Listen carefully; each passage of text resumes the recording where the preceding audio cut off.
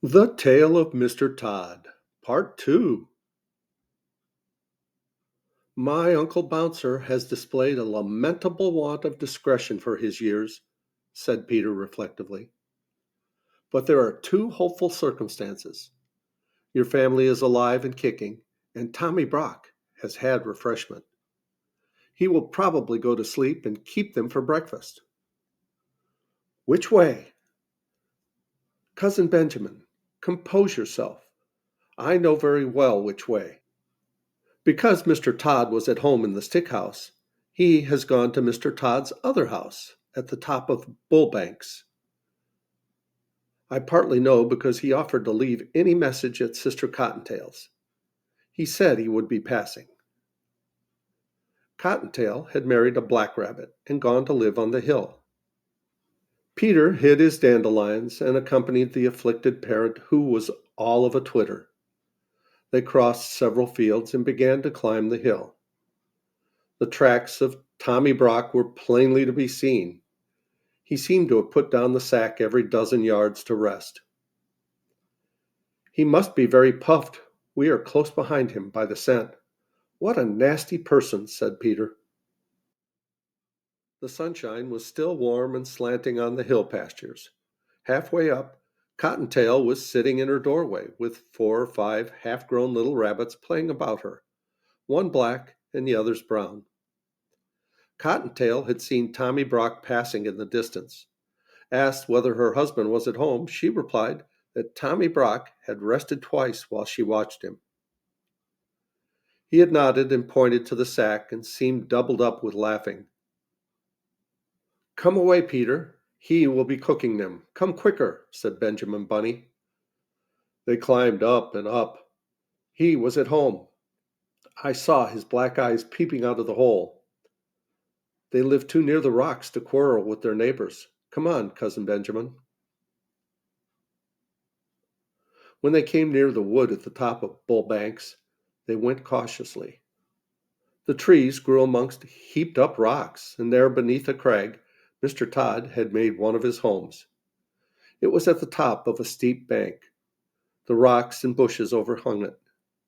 The rabbits crept up carefully, listening and peeping.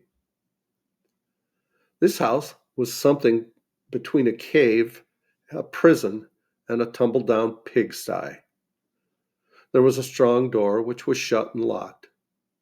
The setting sun made the window panes glow like red flame, but the kitchen fire was not alight. It was neatly laid with dried sticks, as the rabbits could see when they peeped through the window. Benjamin sighed with relief. But there were preparations upon the kitchen table which made him shudder. There was an immense empty pie dish of blue willow pattern, and a large carving knife and fork, and a chopper. At the other end of the table was a partly unfolded tablecloth, a plate, a tumbler, a knife and fork, salt cellar, mustard, and a chair. In short, preparations for one person's supper. No person was to be seen, and no young rabbits. The kitchen was empty and silent. The clock had run down. Peter and Benjamin flattened their noses against the window and stared into the dusk. Then they scrambled round the rocks on the other side of the house. It was damp and smelly and overgrown with thorns and briars. The rabbits shivered in their shoes. Oh, my poor rabbit babies, what a dreadful place. I shall never see them again, sighed Benjamin. They crept up to the bedroom window. It was closed and bolted like the kitchen. But there were signs that this window had been recently opened. The cobwebs were disturbed, and there were fresh, dirty footmarks upon the window sill. The room inside was so dark that at first they could make out nothing, but they could hear a noise, a slow, deep, regular snoring grunt. And as their eyes became accustomed to the darkness, they perceived that somebody was asleep on Mr. Tod's bed, curled up under the blanket. He has gone to bed in his boots, whispered Peter. Benjamin, who was all of a twitter, pulled Peter off the window sill. Tommy Brock's snores continued grunting and regular from Mr. Tod's bed. Nothing could be seen of the young family. The sun had set. An owl began to hoot in the wood. There were many unpleasant things lying about that had much better have been buried. Rabbit bones and skulls and chickens' legs and other horrors. It was a shocking place and very dark. They went back to the front of the house and tried in every way to move the bolt of the kitchen window. They tried to push up a rusty nail between the window and sash, but it was of no use, especially without a light. They sat side by side outside the window, whispering and listening. In half an hour, the moon rose over the wood. It shone full and clear and cold upon the house amongst the rocks, and in at the kitchen window. But alas, no little rabbit babies were to be seen. The moonbeams twinkled on the carving knife and the pie dish and made a path of brightness across the dirty floor. The light showed a little door in a wall beside the kitchen fireplace, a little iron door belonging to a brick oven of that old-fashioned sort that used to be heated with faggots of wood.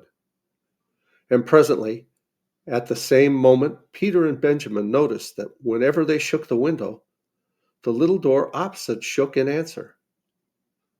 The young family were alive, shut up in the oven. Benjamin was so excited that it was a mercy he did not awake Tommy Brock, whose snores continued solemnly in Mr. Tod's bed. But there really was not very much comfort in the discovery. They could not open the window, and although the young family was alive, the little rabbits were quite incapable of letting themselves out. They were not old enough to crawl. After much whispering, Peter and Benjamin decided to dig a tunnel. They began to burrow a yard or two lower down the bank. They hoped they might be able to work between the large stones under the house. The kitchen floor was so dirty it was impossible to say whether it was made of earth or flags. They dug and dug for hours. They could not tunnel straight on account of stones, but by the end of the night, they were under the kitchen floor. Benjamin was on his back, scratching upward. Peter's claws were worn down. He was outside the tunnel, shuffling sand away. He called out that it was morning, sunrise, and that the jays were making a noise down below in the woods. Benjamin Bunny came out of the dark tunnel, shaking the sand from his ears. He cleaned his face with his paws. Every minute the sun shone warmer on the top of the hill. In the valley, there was a sea of white mist with golden tops of trees showing through. Again from the fields down below in the midst there came the angry cry of a jay, followed by the sharp yelping bark of a fox. Then those two rabbits lost their heads completely. They did the most foolish thing they could have done. They rushed into their short new tunnel and hid themselves at the top end of it, under Mr. Tod's kitchen floor. Mr. Tod was coming up Bull Banks, and he was in the very worst of tempers. First, he had been upset by breaking the plate. It was his own fault, but it was a china plate, the last of the dinner service that had belonged to his grandmother, old Vixen Tod.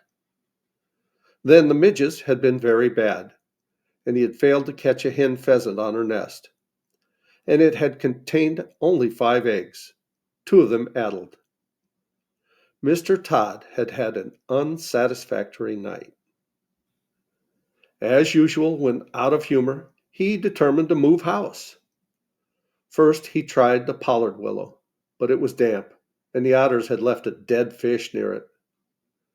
Mr. Tod likes nobody's leavings but his own. He made his way up the hill. His temper was not improved by noticing unmistakable marks of badger. No one else grubs up the moss so wantonly as Tommy Brock.